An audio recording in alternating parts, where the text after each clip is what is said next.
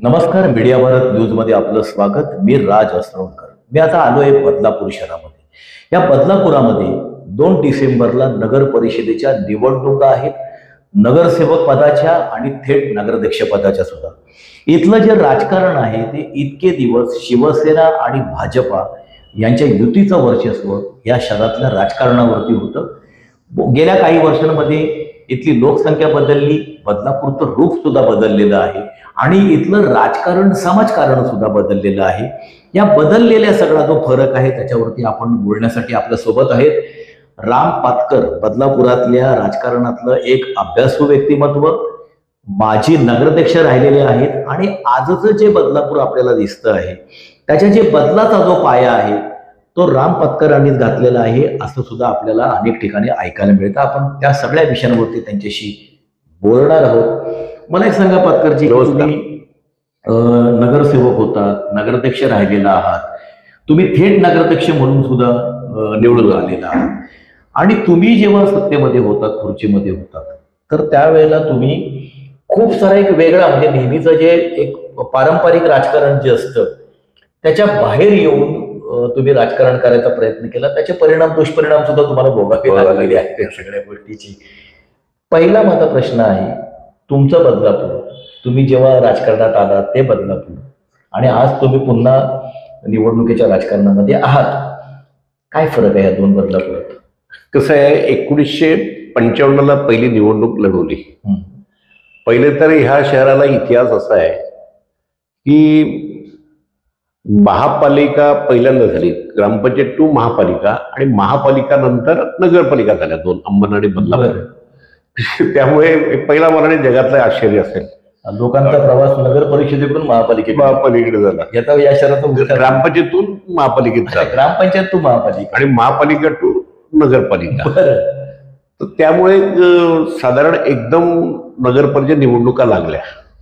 आणि माझं कसं आहे, मी 1977 पासून काम करत होतो. जनता पार्टी, जनसंघ, त्यावेळेस नंतर भारतीय जनता पार्टीचा फाउंडर मेंबर मी स्थापनापासून काम करत होतो.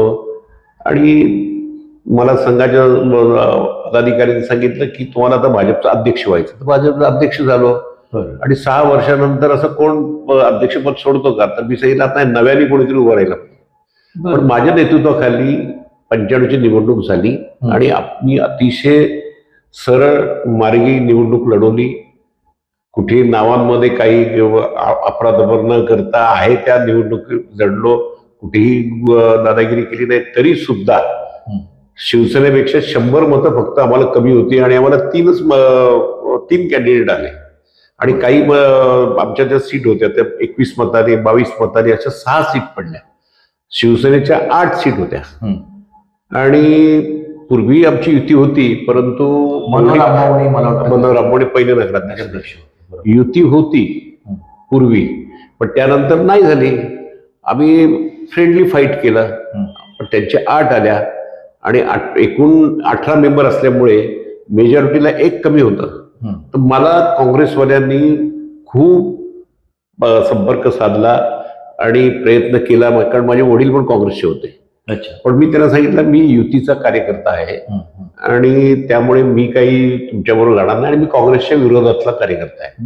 काँग्रेसचे विचार मला काही पटत नाही. रतन म्हात्रे आले होते, नकुल पाटील माझ्याकडे आले होते.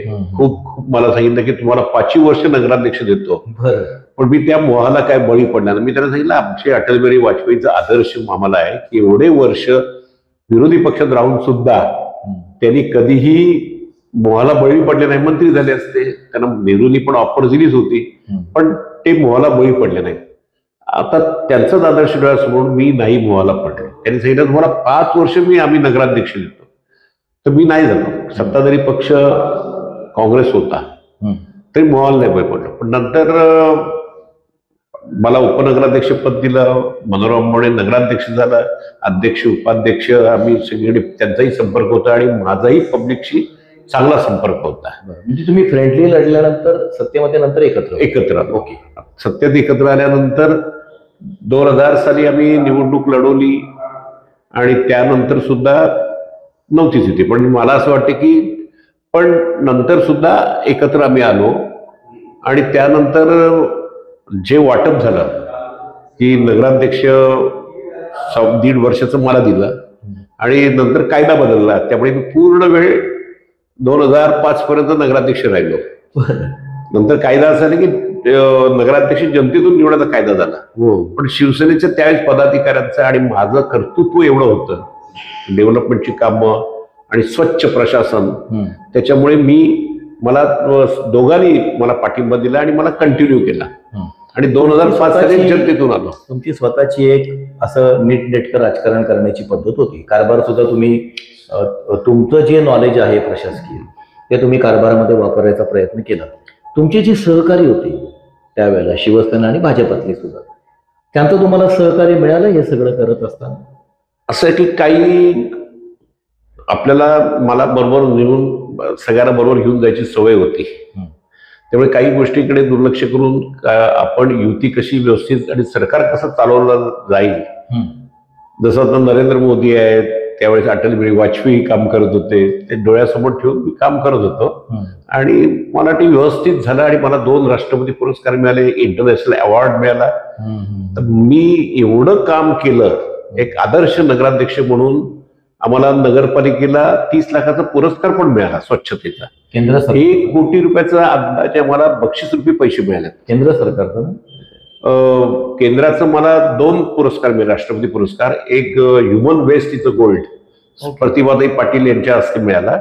दुसरं मला मिळालं ते बघा, याचं दिव्यांगासाठी जे काम केलं ते उपेक्षित आहेत, त्यांचं सर्वेक्षण केलं, त्यांना ट्रेनिंग दिलं, लोकांनी त्यांच्याशी कसं बोलायचं, त्यांना प्रेफरन्स. मला असं वाटतं की तो एक पायलट प्रोजेक्ट झाला आणि केंद्र सरकारने आमचा पायलट प्रोजेक्ट घेऊन सगळीकडे कायदा करून बॅरियर फ्री करायला लावला, तो राबवला. तर ते त्याचं श्रेय म्हणजे लोकांच्या सहभागातून.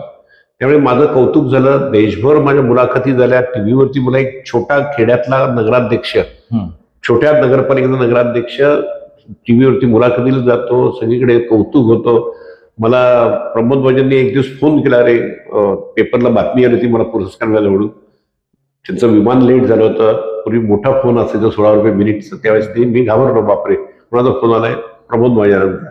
ते Rambhau go ahead, I am with you, असं ते वाक्य होतं. बदलापुरातली तुमच्या कारकिर्दीत तुम्हाला एक मोठा सत्तेचा कार्यकाळ तुम्हाला मिळाला. तुम्ही नगराध्यक्ष होतात, कार्यकारी पदावरती होतात.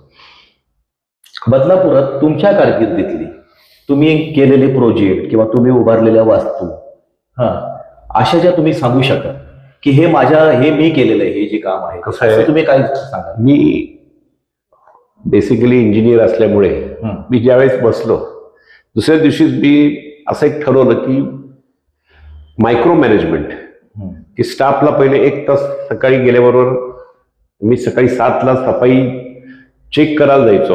7 वाजता मला सकाळी लवकर उठायची सवय, पण 7 वाजता कामगार येतात का नाही ते बघायचो. नंतर 10 ला मी स्टाफ, 10 ते 11 स्टाफ, आणि मग 11 ते 12 वाजेपर्यंत पब्लिकला म्हणजे मला असं वाटतं की सवय होती, खूप लोक मला भेटायला यायचे, प्रश्न खूप होते. मी बसल्याबरोबर पहिल्यांदा आढावा घेतला, स्टाफला विचारलं की सगळ्यात तक्रारी कुठल्या डिपार्टमेंटच्या आहेत.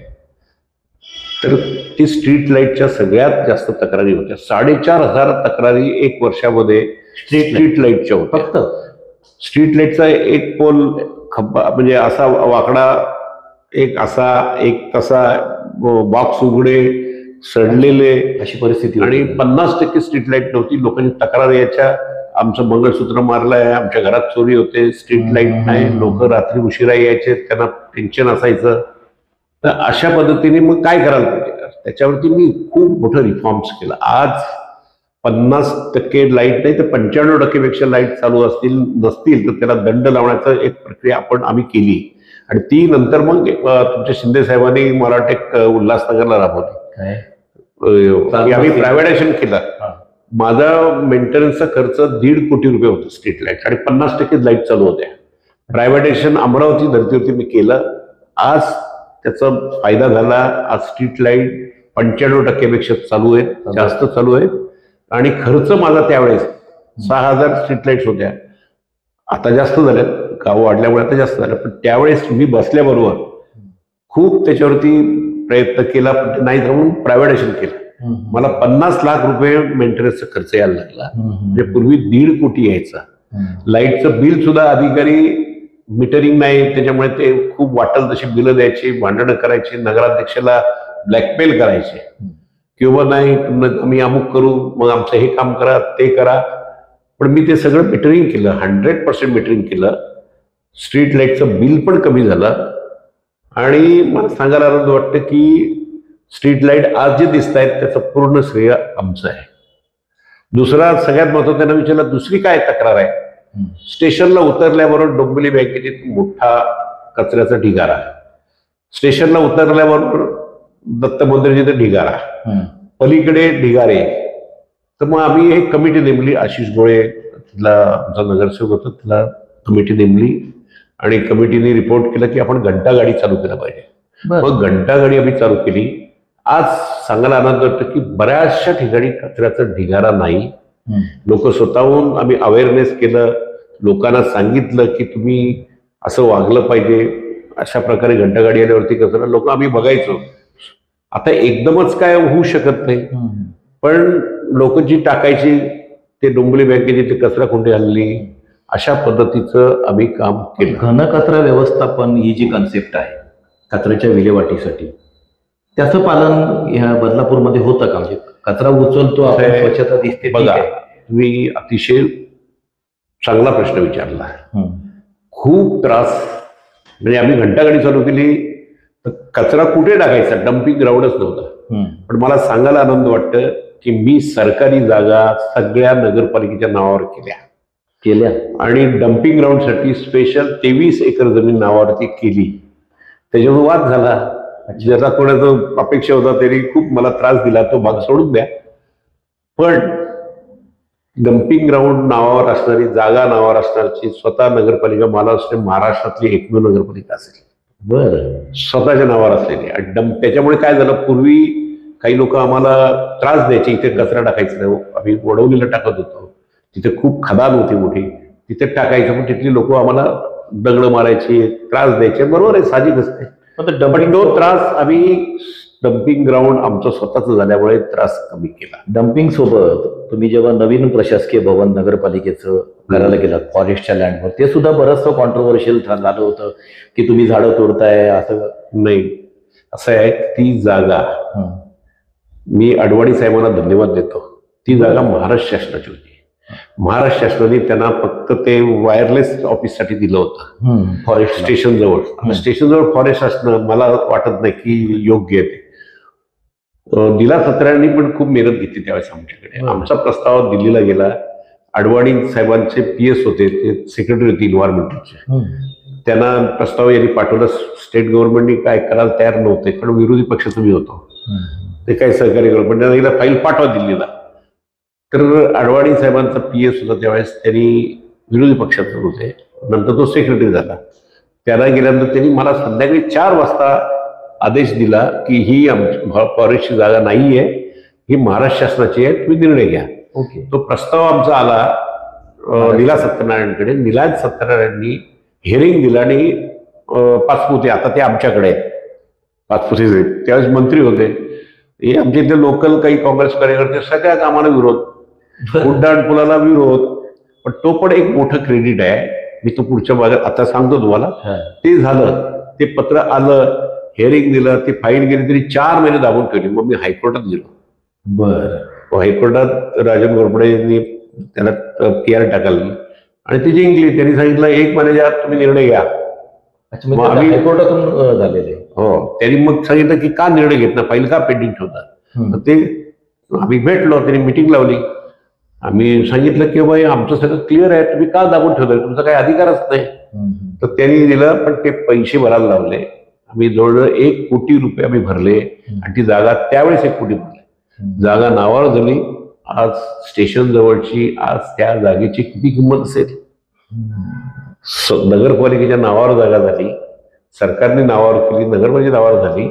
नंतर काय त्याच्यामध्ये लोक कॉन्ट्रोवर्सी, स्टे आणायचे, काहीतरी मिसगाईड करायचे, तसं काही नव्हतं. पण ती इमारत, माझं स्वप्न होतं की आमचा नगराध्यक्ष कॅप्सूल मध्ये गेला, म्हणजे स्टेटस वाढवला पाहिजे. आणि आम्ही ते प्लॅनिंग असं केलं होतं. माझ्या वेळेस प्लॅनिंग असं होतं, carpet Kashmiri carpet, Godrej chair असल्या पाहिजेत. ते काय माझी अपेक्षा, अजून माझं काय समाधान त्या बिल्डिंग मध्ये झालेलं नाही. ते नंतर मी गेल्यानंतर झालं. आता मला सांगा, उड्डाण पूल असावा शहराला. ज्यावेळेस ऍक्सिडेंट झाला रेल्वेचा, मालगाडी घसरली आणि त्यामध्ये आमचा एक कार्यकर्ता गेले होते, पाठारी म्हणून. रामभाऊ कापसे खासदार होते आणि त्यांनी जाफर शरीफ मंत्री होते. त्यांना फोन केला रामभाऊने 0 आवर्स मध्ये प्रश्न विचारला. त्यावेळेस तो उड्डाण पूल आमचा मंजूर झाला. आणि मग कॉर्पोरेशन होते त्यावेळेस, मला म्हणाले की आमच्याकडे काहीच प्रस्ताव तसं आम्ही नाहीये, रेल्वेनेच करायला पाहिजे. मग मी स्वतः आलो आणि तो उड्डाण पूल 1.5 वर्षात 3 स्टे असताना, मला माझ्यावरती प्रचंड प्रेम यांचं होतं, आपल्या विलासराव देशमुखांचं. बरं. ते म्हणाले असा नगराध्यक्ष पहिल्यांदा बघितला असं, ते स्वतः बोलायचे. चांगले संबंध होते विलासराव देशमुख. ते बोलायचे, अरे इज व्हेरी ब्रिलियंट, त्यांना बोलवा. बरं. असं बोलायचे, म्हणजे सपोर्टिव्ह होते. सपोर्टिव्ह. 2005 ला पूर आला. राजकारण नाही केलं त्याच्यात. मी जनतेतून निवडून आलो आणि मोठा पूर आला. पण ते जे काम आम्ही केलं ना 2005 ला, त्यावेळेस विलासराव देशमुखांनी मला फोन केला स्वतः. ते 2 उदाहरणं सांगतो तुम्हाला. वरचे नेते किती स्मार्ट असतात की तुम्हाला सगळी मदत मिळेल. थोडा धीर दिला मला. विलासराव देशमुखांनी फोन केला की खूप महापूर आलाय, अध्यक्ष काळजी करू नका, तुम्हाला सगळे. त्यांनी काही मदत दिली नाही. त्यांनी टायर जाळायला सांगितले, हेलिकॉप्टर येईल, पण ते आलं नाही. पण आम्ही त्याच्यावरती अवलंबून नाही राहिलो. खूप काम केलं. मी 3 दिवस झोपलो नव्हतो. साफसफाई, स्वच्छता. आणि ते ज्यावेळेस आले बघायला, त्यावेळेस त्यांनी माझं खूप कौतुक केलं. मी 24 तासात पाणी रिस्टोर केलं. MIDCचं पाणी अजितदादा पवार आले, ते पण खुश झाले. त्यांना मी निवेदन दिलं की आपण पूर्वी आमचं पाणी डोंबिवलीला जात होता, त्या लाईन टाकलेल्या आहेत, आपण त्या ब्रेक करू, क्रॉस कनेक्शन करू आणि बेलूरची टाकी करू. पूर्वीची जशी व्यवस्था आहे, मी त्यातला त्या डिपार्टमेंटचा असल्यामुळे मला माहित होतं. ते विश्वास ठेवायला तयार नाही अधिकारी. मी तुम्हाला जर फेल गेलं तर मी पैसे तुम्हाला परत देतो, मी पैसे डिपॉझिट करतो आणि ते करा. त्यावेळेस अजितदादा म्हणाले की हुशार दिसतो. बरोबर आहे, ऐका. तर आम्ही दिवस रात्र काम करून, रात्रभर काम करून MGPच्या लोकांनी ते कनेक्शन, क्रॉस कनेक्शन केलं आणि पाणी आमच्या शहराला मिळाला. म्हणजे आम्ही खूप डोकं चालवलं, अभ्यासपूर्वक विषय मांडला. त्यामुळे पाणी 24 तासाच्या आत टँकरनी पाणी द्यायची गरज लागली नाही आणि पाणी रिस्टोर केलं. त्यामुळे एक दिवस ते व्हिजिट आले. व्हिजिटला मला बोलवलं ठाण्याला, कलेक्टर ऑफिस इथे. ती सगळ्यांच्या समोर त्यांचं अर्ध भाषण माझ्यावरती होतं. विलासराव देशमुखांचं अर्ध भाषण माझ्यावर केलं त्यांनी. बघा किती काम करतायत, आम्ही तराफे काय केले, साफसफाई कशी केली, हे मॉडेल करावं होतं सगळे. म्हणजे मेहनत घेत होतो. आणि माझं ह्या शहरावरती प्रचंड प्रेम. माझे वडील सरपंच होते 1962 साली. त्यामुळे तो झाल्यानंतर मी उड्डाण पूल केलं. उड्डाण पुलाला स्टे दिलं. विलासराव देशमुख मला म्हणाले काय करणार, आम्हाला कार्यकर्त्यांचं ऐकायला लागतं, म्हणून स्टे दिला. मी हायकोर्टात गेलो. आपल्या अभयभोगचं आमच्यावरती खूप उपकार आहेत. अभयभोग त्यावेळेस न्यायमूर्ती पॉझिटिव्ह होते ना, पॉझिटिव्ह. त्यावेळेस वकील होते. वकील कसा असावा त्याचा आदर्श म्हणजे अभयभोग. त्यांनी त्यावेळेस फुकटात जे काही पैसे घेतले, केस लढवली आणि अशी चंपी गव्हर्नमेंटची केली. डेव्हलपमेंटच्या कामामध्ये मी हस्तक्षेप करतायत. सगळ्या परवानगी, सरकारची परवानगी घेऊनच चालू केलं. त्यामुळे ते झालं. त्यावेळेस मला आठवतं पश्चिम बंगालच्या मुख्यमंत्री ममता बॅनर्जींचा फोन आला. त्यांना ते क्रॉसिंग बंद होत होतं, करायचं होतं. ते म्हणाले आमच्या गाड्या लेट होत आहेत, पण त्या फॉलो केल्या. त्यांनी मला फोन केला. ममता बॅनर्जी, अध्यक्ष महोदय क्या तकलीफ है, क्यों नहीं हो रहा है जल्दी. कुछ नहीं अभी हो रहा है. म्हणजे एवढं वरच्या लोकांचं पण लक्ष असतं. त्यामुळे आणि मला गडकरी आणि त्यावेळेस आमचे मुंडे साहेबांनी खूप मदत केली. म्हणजे मला इलेक्शनला उभं राहता सगळ्यांना बोलून इकड्या यांना तिकीट द्या तर युती, नाहीतर नाही. त्यावेळेस मला दिलं. आणि माझे आणि शिवसेनेच्या खासदारांचे संबंध, बाळासाहेबांशी माझे चांगले संबंध होते. त्यांना असं वाटलं की हा काहीतरी बदल घडवेल आणि खरोखर बदल घडवला. तुमच्या मी येणार आहे त्या गोष्टीवरती. गेल्या 10-15 वर्षामध्ये बदलापूर प्रचंड बदललेलं आहे, खूप वेगाने बदलत आहे. आता बदलापूरमध्ये, बदलापूर पूर्वी गाव होतं, आता बदलापूरला आल्यानंतर तुम्ही जिकडे नजर टाकाल तिथे इमारती उभ्या राहतील. त्याला जोडून मी 2-3 प्रश्न विचारणार आहे.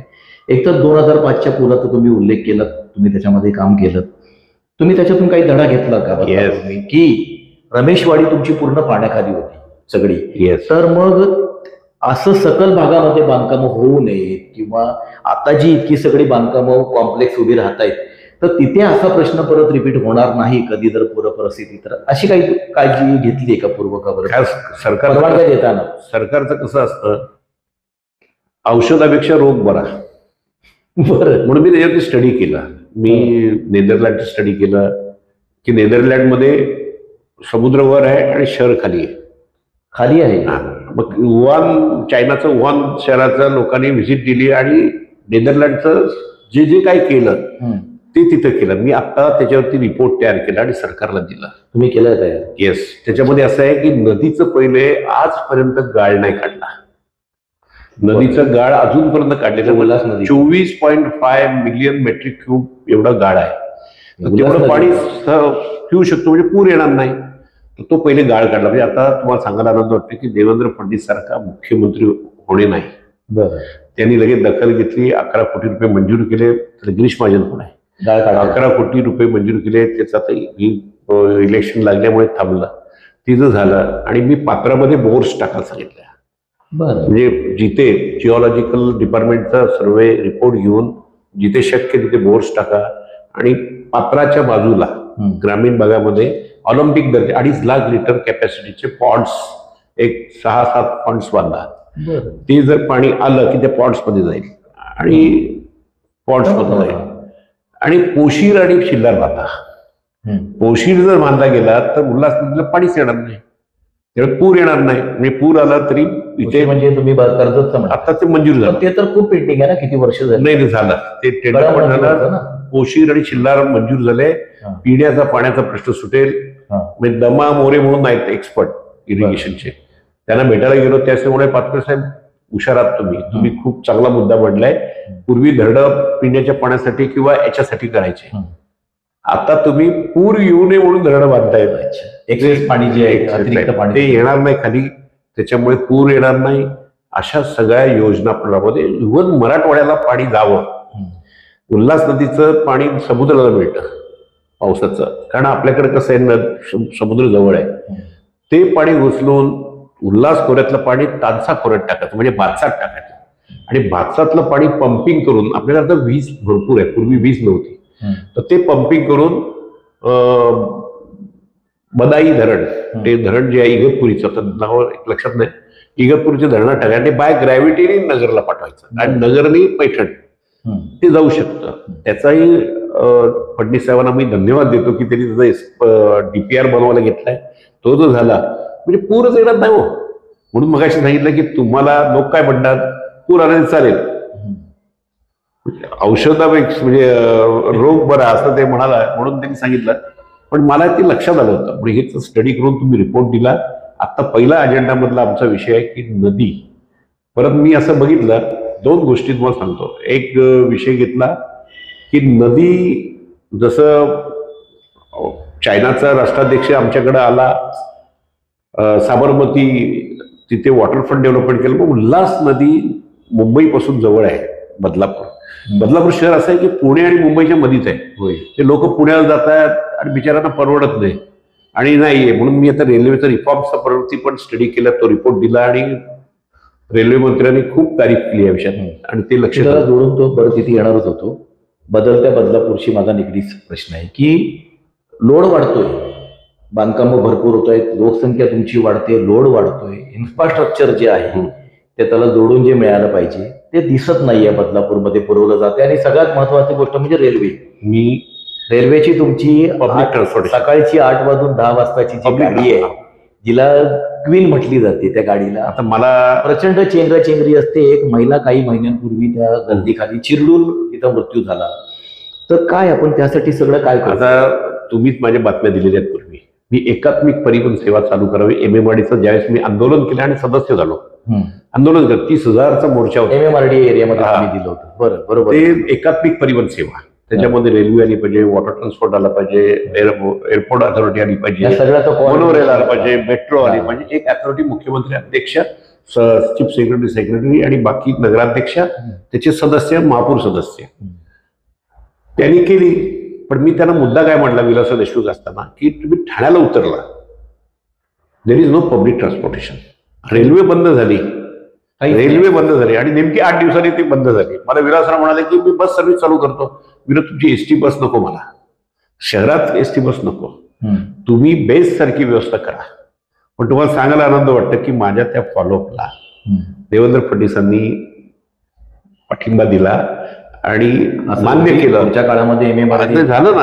आता काय झालं, कल्याण एकात्मिक परिवहन सेवा केली. कल्याण, उल्हासनगर, भिवंडी, स्वतंत्र आहे भिवंडी, त्याला 21 बसेस पीएमईच्या दिल्या गडकरी साहेबांनी. मी स्वतः प्रयत्न केला, परंतु माझं समाधान नाही झालं. मी त्यांना परत पत्र लिहिलं.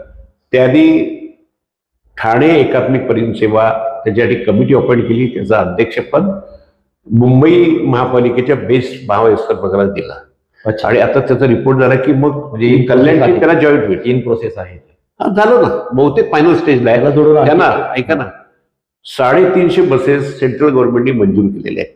ते आता कल्याणला देतील आणि ते कल्याण ठाणे एकात्मिक, मग बदलापूर ठाणे, बदलापूर कल्याण, बदलापूर टिटवाळा, बदलापूर नेटवर्क होईल. मुंबई, नवी मुंबई, कर्जत, असं नेटवर्क एकमेकांच्या शहराचं होईल. आणि एसी बसेस आहेत लोकांना, ज्येष्ठ नागरिक यांना. आता बघा, बदलापूर कल्याण सुरू झाले, फायदा आहे. तसं रेल्वेचंही रिफॉर्म्स मी केलेले.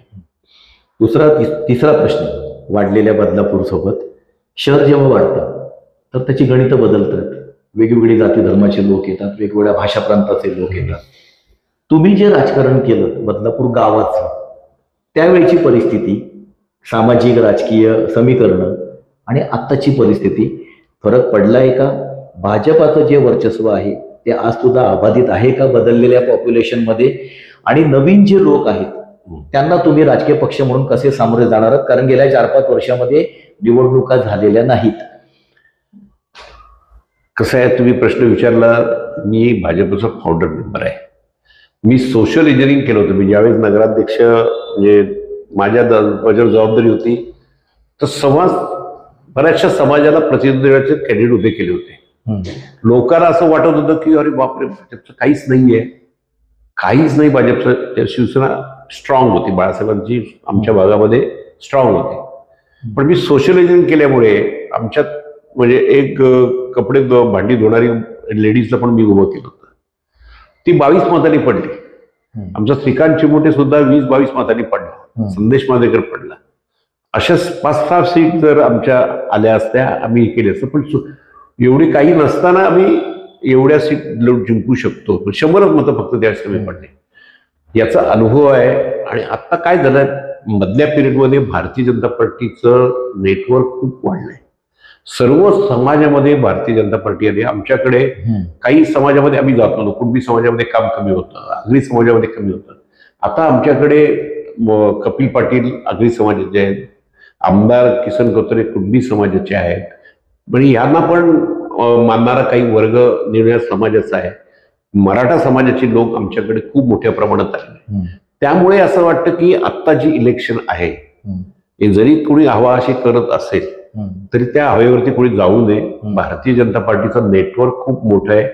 कोणी जरी उभा राहिला तर भारतीय जनता पार्टीची संघटना ताकद मोठी असल्यामुळे भारतीय जनता पार्टी 100% नगराध्यक्ष भाजपचा होईल आणि मेजॉरिटी पण भाजपची होईल. तुमची आता जी टक्कर होणार आहे ती थेट अशी दिसते, चित्र असं दिसते की शिंदे शिवसेनेबरोबर तुमची टक्कर होणार आहे. आमचा माध्यमकर्मींचा एक असा अनुभव आहे बदलापूर बद्दल की इथल्या विषयांबद्दल काही बोलायचं म्हटलं, कोणाचं स्टेटमेंट घ्यायचं म्हटलं तर लोक देत नाही स्टेटमेंट, टाळतात स्टेटमेंट द्यायचं. तर इथे काही दहशतीचं वातावरण आहे का बदलापूरमध्ये? लोक घाबरत आहेत का? आणि भारतीय जनता पार्टी त्याला तोंड देईल का? मी मागच्या वेळेस मला काही पत्रकार आल्यात तर मी सांगितलं की वैयक्तिक कोणी टीका करू नये. ही निवडणुकीची दिशा निराळ्या बाजूला नेली पाहिजे. विकासावरती निवडणूक लढवली पाहिजे. प्रश्न कोणते आहेत? आमचे रेल्वेचे प्रश्न आहेत, आमचा पाण्याचा प्रश्न आहे, आमचं विजेचा प्रश्न आहे. आपण सोडवतोय. तुम्ही काय काम करणार काय केलं आणि काय करणार आहे याच्यावरती निवडणूक जिंकली पाहिजे, तर खऱ्या अर्थाने लोकशाहीचा विजय होईल. पण तुम्हाला प्रचारच नाही करू दिलं तर? असं मला वाटत नाही कोण इथे आपल्या ह्या शहराची अशा प्रकारची ठेवण आहे की इथे कोणी दादागिरी नाही करणार नाही. नाही. आणि केली तरी तुम्ही आता शेवटी मग त्याचं तयार आहे. लोकांना जे पाहिजे ते मिळालं, लोकशाही आहे, त्याचं नंतर समजेल परिणाम. पण मला असं वाटतं की लोक त्याला काही घाबरत नाही कोणाच्या दादागिरीला. लोक आपली, आणि कोणी नाही दादागिरी करणार. म्हणजे बदलापूर नगर परिषदेमध्ये तुम्ही विकासाच्या मुद्द्यावरती, नागरी सुविधांच्या मुद्द्यावरती तयार आहात. हिंदुत्वाचा तुम्हाला आधार घ्यावा लागणार नाही स्थानिक स्वराज्य संस्थेच्या निवडणुकीत. नाही, तुम्ही हे प्रश्न विचारता हिंदुत्व वगैरे. आमचं हिंदुत्व हेच आहे, बलाढ्य राष्ट्र, देश बलशाली झाला पाहिजे, हेच हिंदुत्व आमचं. सर्व जाती धर्माच्या लोकांना एकत्रित घेऊन जाणं हे हिंदुत्व आमचं आहे. आपण राम पातकर यांच्याशी जो संवाद करण्याचा प्रयत्न केला, त्याच्यामध्ये बदलापूरचं राजकारण समजून घेण्याचा प्रयत्न केला, बदलापूरचे प्रश्न समजून घेण्याचा प्रयत्न केला. नेमकी भारतीय जनता पार्टी कुठले मुद्दे घेऊन लढणार आहे, विकासाचे मुद्दे आपण म्हणतो, पण नेमके काय आहेत? आम्ही खूप विकास केला असं सगळेजण सांगतात, पण नेमका काय विकास केलाय? त्या विकासाला काही आकार उकार आहे का? विकासाला काही दिशा आहे का? हे समजून घेण्याचा प्रयत्न आपण राम पातकर यांच्याकडून केला. आणि असं दिसतंय त्यांच्या मुलाखतीमधून की त्यांच्याकडे भरपूर कंटेंट आहे आणि खूप काही त्यांनी खूप आत्मविश्वासपूर्ण सांगण्याचा प्रयत्न केला की हे त्यांनी केलेलं, आणि उदाहरणं सुद्धा त्याची या सगळ्याची त्यांनी दिलेली आहेत. आम्ही जो शेवटचा प्रश्न जो विचारला की ह्याच्यातून जर पुढचा जो संघर्ष होणार आहे की मग बदलापूरच्या निवडणुकामध्ये गुंडा फॅक्टर समोर येणार आहे का, की विकासाच्या मुद्द्यावरच ही निवडणूक लढली जाणार आहे? नवीन आलेले लोक जे बदलापूरमध्ये आहेत, कारण गेल्या 5 वर्षामध्ये इथे निवडणूकच झालेली नाहीये, तर त्यांचा नेमका कल कुठे आहे? विधानसभेच्या निवडणुका जरी असल्या तरी स्थानिक स्वराज्य संस्थांच्या निवडणुकांची गणितं वेगळी असतात, ती वार्डामध्ये बदलत असतात. त्यामुळे यंदाच्या या निवडणुकीमध्ये बदलापूरकर काय निर्णय घेतील, ते प्रभाग स्तरावरती काय निर्णय घेतील, आणि थेट नगराध्यक्ष पदाची सुद्धा निवडणूक आहे, त्याच्यावरती काय निर्णय घेतील हे बघणं मोठं रंजक ठरणार आहे.